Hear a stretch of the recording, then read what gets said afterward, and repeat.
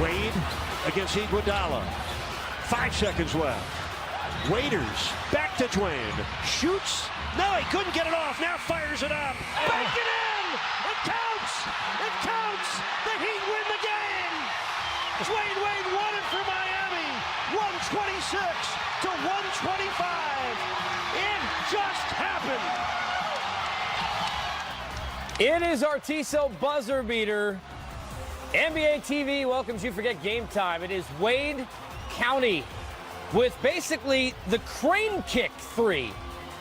I mean, that is a crazy yet wonderful shot when you think about the turn back the clock, and G. Hill, not the way necessarily D drew it up beforehand, but he'll take it for the win. Hey, a game winner is a game winner, and Dwayne Wade right there. I've seen a lot of them, especially from him, but nothing quite like that. I'll tell you what, always good to be here on a night quite like this when crunch time goes long. So good to have you on board, Casey Stern, Hall of Famer G. Hill, our coach. We're coachable. There is the czar, Mike Fratello. So, Coach, when you sit there and you think about all of the moments that Dwayne Wade has had in his wonderful, illustrious career, in this last season, gets the All-Star game, the festivities, all the adulation, and the changing of jerseys, but this a signature moment for here in his final season. He's enjoying his final season, and it just so happens he's had a chance to make some big moments happen at the end of games. If he had to come out of the locker room now and recreate that shot, I'm not sure he'd have the energy to get that shot up there, but that's what adrenaline and emotion will do to you.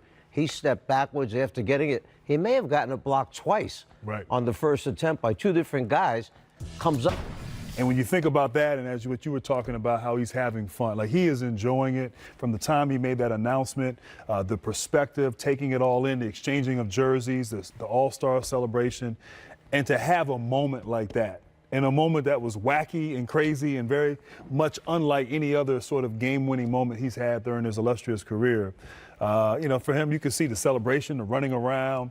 You know, you're excited for that. You're excited for him, and he deserves to have this type of experience in his last season, and that was a great moment for him. I'm not trying to look past the great moment for Wade. However, nobody needed it more than the Miami Heat team.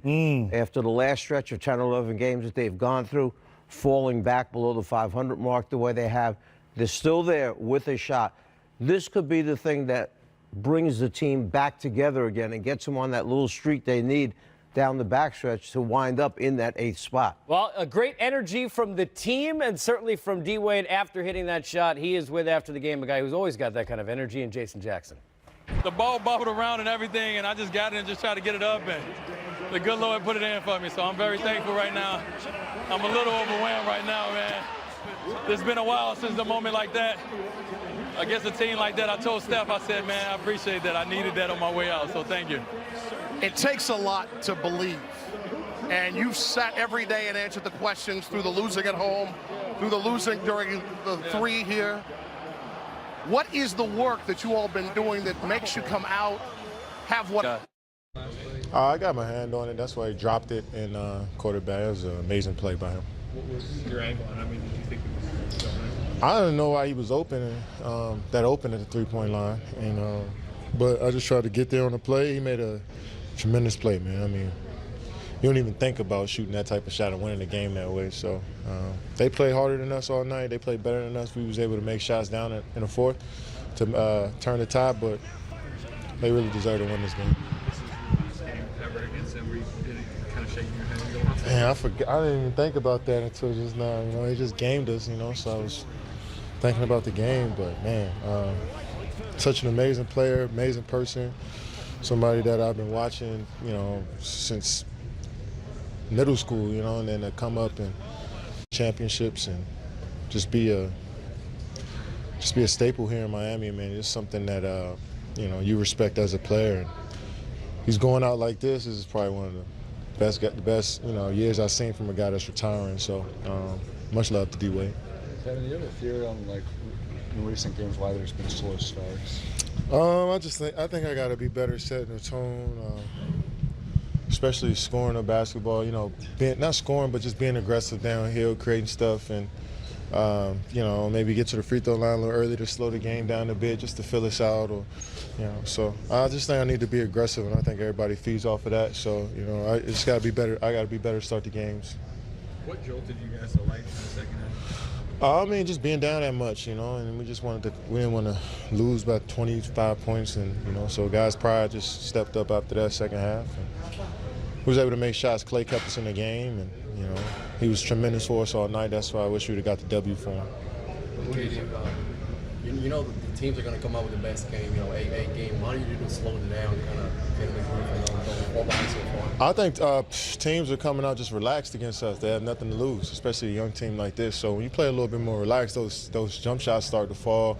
You just, you know, let your head down a bit and you just play. And tonight, you're seeing that with this young group. You know, they came out with a lot of energy, fed off their crowd, and they kind of started off really fast. And I think for us, you know, maybe we got to, you know, I think we have to start games with a little bit more intensity, just a little bit more, you know, not passion, but just energy, you know, to, you know, kind of bust the game open early in the games. You know, I think we're easing our way into it, trying to see how teams are going to play us, but I think we got to put our foot on the gas earlier.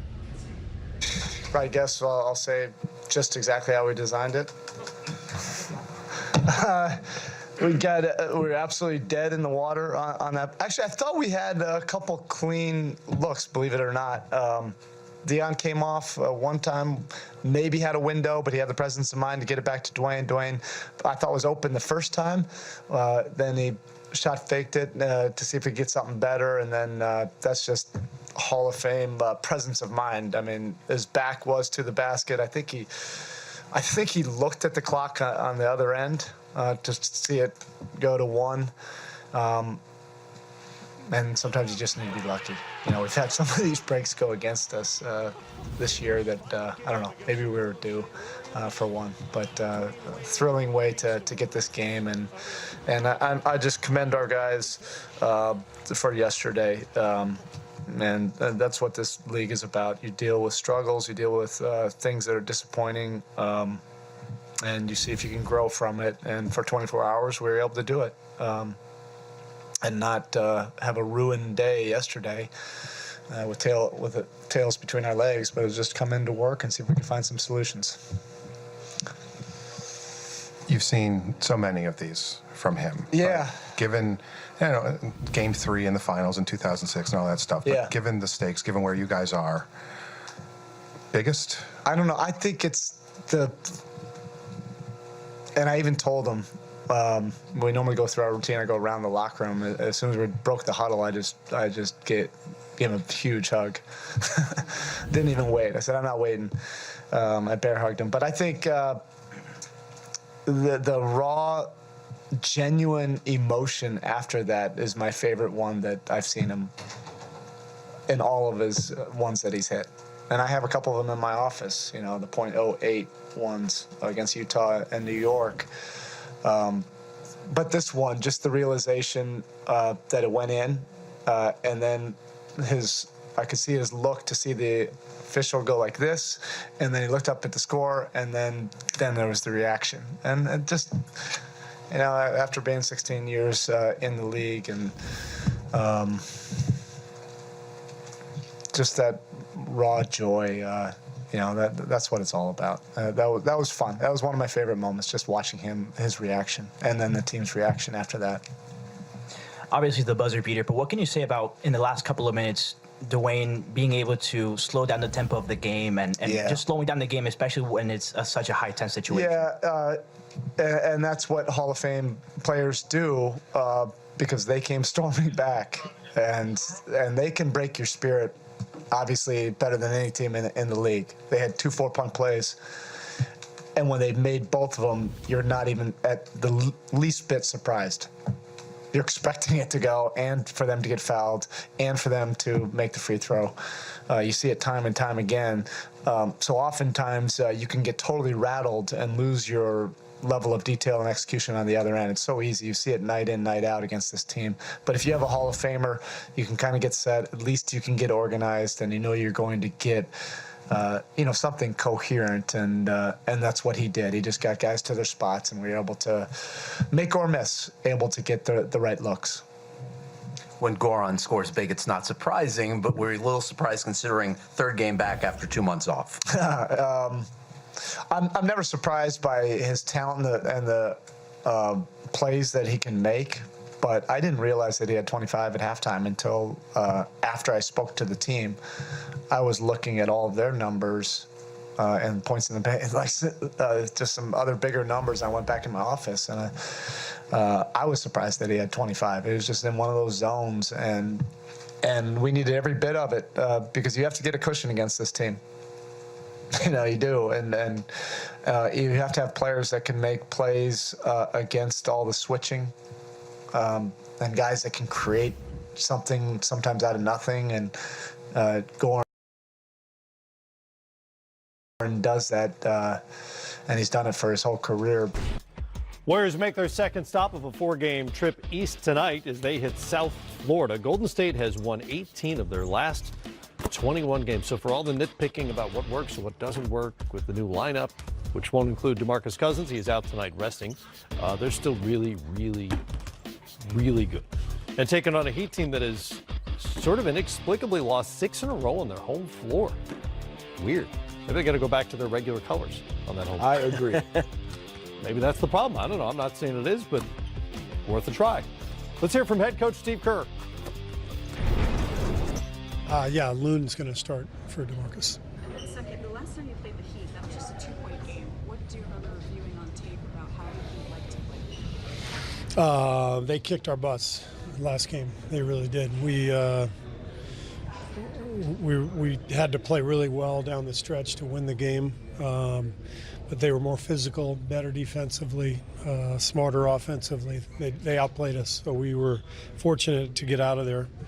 And I'm hoping that the fact that it's so fresh on our minds, it's only 2 weeks ago, that our guys will remember how hard you have to beat this team. And it's always been the case since as long as I can remember. You know, they have an identity, and that identity is, you know, they're physical, they're tough, they're going to get after you, they're going to defend, rebound.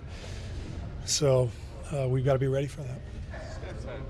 Somewhat of a quiet month, kind of in February. How much of that do you think is just random? How much do you think trying to integrate into Marcus is maybe? It feels more random to me. It doesn't feel like there's anything different about the way we're playing or the way he's playing.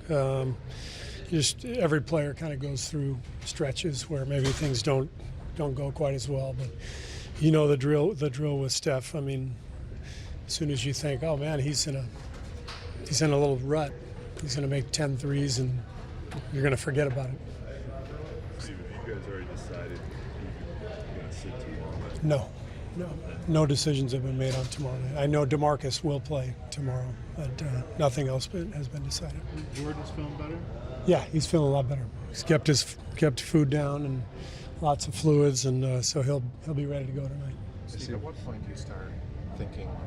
I know you said this morning a lot's going to be based on matchups anyway, but so at what point do you start shifting your thinking toward playoffs and rotations? Not now. Not now. We still have a quarter of the season left, and we're just trying to get better. And you know, as we get closer to the playoffs, maybe we'll have an eye towards, you know, who's in our rotation and combinations and that stuff. But right now we're just, you know, getting through the regular season and dealing with an absence here and there like DeMarcus tonight, and trying to get better, trying to take care of all the details that we need to be better with. Steve, what is that? What are some of the things you're trying to get better at before the playoffs? Well, boxing out, I mean, you were there 2 weeks ago. I think the Heat, at the end of the first quarter, it was 19-4 on the glass, I believe. It's like 7-1 on the offensive glass after 5 minutes. The tape doesn't lie. You know, they would shoot and we would just turn and watch, and Whiteside was in there, everybody was in there, just creating second chance opportunities. So, you know, that's a big one. Transition defense has been a problem for us. Defending too aggressively and fouling the other night was a problem in Charlotte. So, you know, we got a lot of things to work on. How important is the #1 seed in the West to you guys? We'd like to get it. I mean, it will never be a priority over health going into the playoffs. Health is always #1, but we're right there, and assuming we're healthy, we'd like to get it and have home court. See with the guys. More coming up here on Game Time Live. We talked about Boston's issues in LA. The league's other historical glamour franchise has its own problems. What it'll take for the Lakers ship to stay afloat next.